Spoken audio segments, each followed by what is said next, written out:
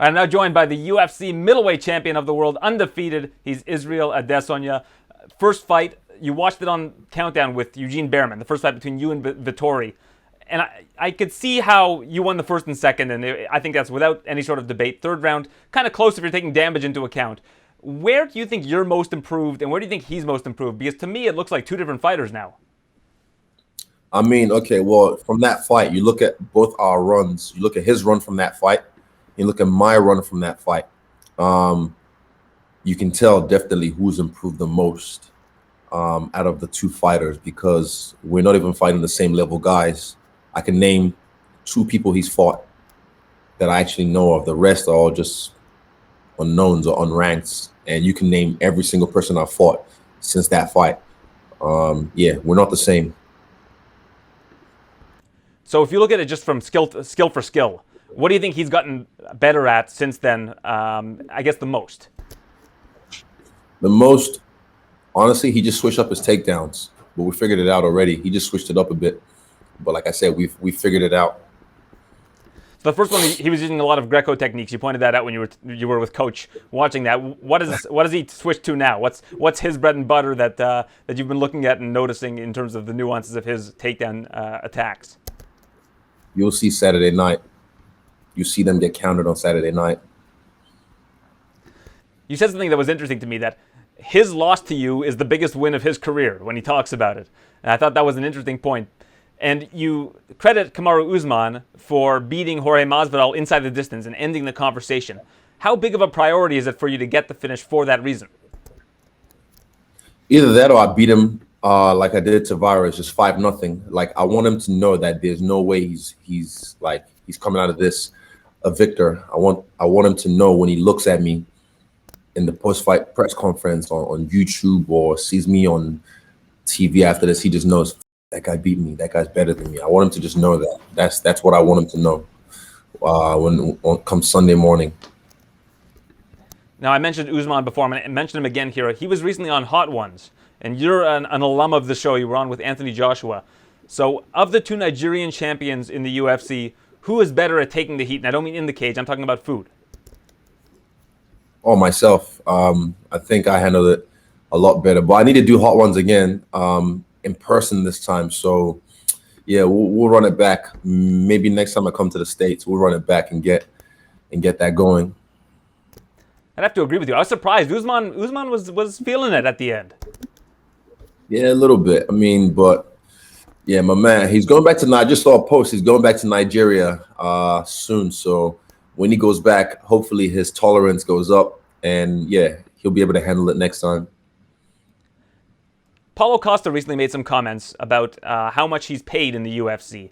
And apparently he's pulled out of a fight. Kelvin Gastelum's replaced him to face Jared Cannonier. Are you surprised that he's making these comments at this stage in his career? Hey, man, when you need money for child support, any dollar counts. All right, I guess you're going to leave it at that. Going back to the Blachowicz fight. In kickboxing, you fought bigger opponents many times in the past, as high as heavyweight. But with MMA, of course, and grappling being involved, when Jan had top control, did he feel heavier to you than you expected? Yes, because he put the pressure on, and he didn't really try and do anything to finish the fight until the last 10 seconds when he heard the clapper of the last round. Then he kind of pushed it up. If he had done that earlier on, pushed it up, that would have given me, because I think he knew that if he gave me any space, I'd slip out. So he just stayed really heavy on me on purpose and used his size, which was smart of him. And he did just enough so the referee didn't stand it back up, because he knew if it stood it back up, it was, he was in danger. I'm going to go back to earlier in this conversation where I talked about you and Coach Behrman watching Marvin Vettori in the first fight. And your comments when he was on top in the third round was, where's the damage? Where are we seeing any sort of damage here?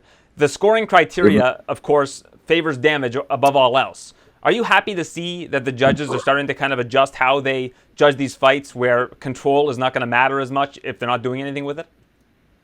Yes, I am. Because even the commentators at the time were saying, where's the, he's not really doing much on top. He's just kind of laying there.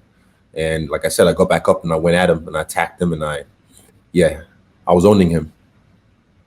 Do you think that that's Vettori's best path to victory, is to try to get you down there and just try to control you as much as possible, and hopefully try to do some sort of damage along the way if he wants to win rounds? I don't know. On the feet, though, do you think he has anything for you? Do you think that he's going to have anything that you haven't seen before? No, not at all. He did in the first fight, but I was able to adapt to it like on the fly, because I'd never seen someone throw what he threw at me. There's a technique he used, and I was like, huh. But I was able to adapt to it on the fly without ever seeing it before. So, especially from southpaw. But yeah, I'm kind of hoping he just tries to surprise me and switch orthodox this fight. It'd be really interesting to see if he can like, he thinks he's gonna get the jump on me. I'm like, right, I welcome this. You have a lot of impressive skills, but one that a lot of people don't talk about was shown off in your YouTube channel that your brother David has been helping you with. You got on the flight to LA and you slept the whole time again. I don't know how you managed to do it. You are able to sleep for an entire flight from Oceania to North America like clockwork. What is the secret? Edibles. I was hoping the answer was going to be something a little bit less simple than that. So that's the secret. That's your secret to being able to sleep for, what is it, 16 hours, that flight? Or masturbation, one of the two. You called it teleportation when you got off the plane. Yeah, that's the PC way of saying it. Oh, but I mean, you're at an airport for, I don't even want to know. Never mind. I'm not going to ask my follow-up question to that. Hey, man, I'm in business class. Things are different in the lounge. That's true. You don't fly coach anymore. Volkanovski, he's the coach of Tough right now. I'm sure you've been watching the episodes as they've been happening. Another one airing tonight. But this show is one that I think is really tailor-made to having you as a coach. Is that something that you'd like to do in the future? Yeah, this was actually offered to me as well, initially, but I turned it down immediately. Yeah, I just don't want cameras in my face that often for that long. I just feel like it'll be too much for me. So, and also, yeah, they're not going to pay me enough to do that. Because, yeah. And also, that would have meant for this one, I'd have to get out of quarantine and then leave the country again within like 5 days.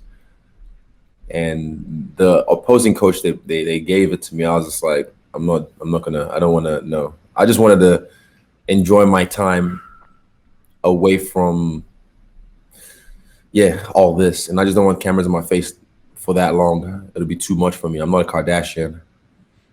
Can you tell me who the opposing coach was supposed to be, or are you not allowed to share that? Nah. All right, doesn't hurt to ask. That's my job, I guess. Another video I watched of yours is that you watched, I think it's called The Social Dilemma, the documentary.